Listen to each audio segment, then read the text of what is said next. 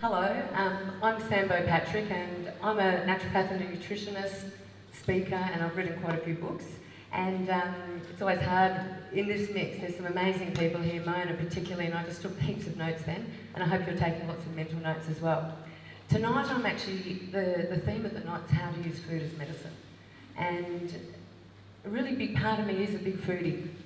At the end of the day, and I wrote a little blog about it today, food is charged with energy. So if you're feeling a bit like, you come home from work and you still feel like, address what you're eating. Have a look at your food.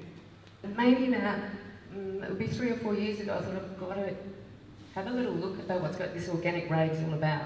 And I made the transition. I actually started going to the organic markets, and I'm from the southern end, and so I started going to Miami, and the food was remarkably different. It kind of jumped out at me. I'd walk past farmers' stalls, chat to them, you get to know them, they become your best friends. They're cooking your food.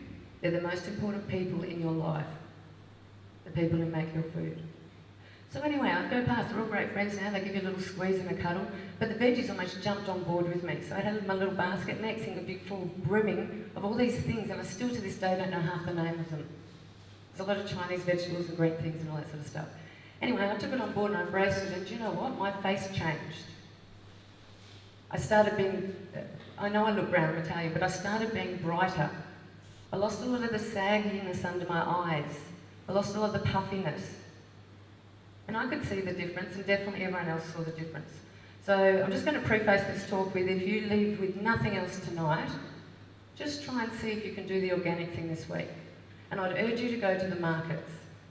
Because there's something very special and charged about getting the food and the produce from the person who made it. So the food I'm going to present tonight, and these are some things that will make an absolute difference to your tummy. So I'm not going to talk about hormones, and I'm going to talk about foods. I've broken it down into red light foods, yellow foods and green foods.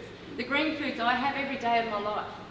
I've just made a decision that, you know what, I'm not going to leave this up to anything else, good luck, hot luck or any of that. I've made a decision that I like having a flat belly, so I'm going to eat these foods every single day.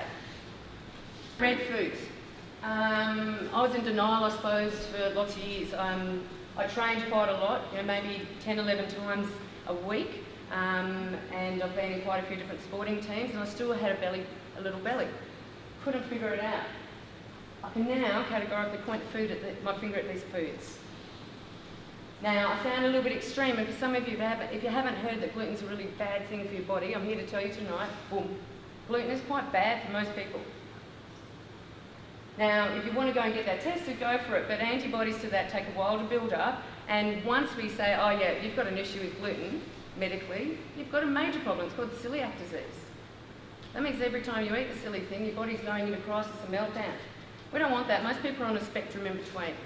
So most people might be able to tolerate a piece of bread for breakfast, but then if they have a muffin at morning tea and a focaccia at lunch, ding, ding, too much gluten. And gluten is a component on the grains that breaks down the cell wall and leads to all sorts of havoc within the body. It also goofs up the hormone system as well. Puts the body under amazing stress. Sugar. Sugar's the new thing at the moment, and it's absolutely right. We have too much of it in this country. And one of the big issues is sensitising our little babies from a really young age with fruit juices and squirty things that they call yogurt coming out of a sachet. That's not yogurt. High in sugar, the little palate gets sensitised, and it wants more. Sugar's highly addictive. If I put 2 mice here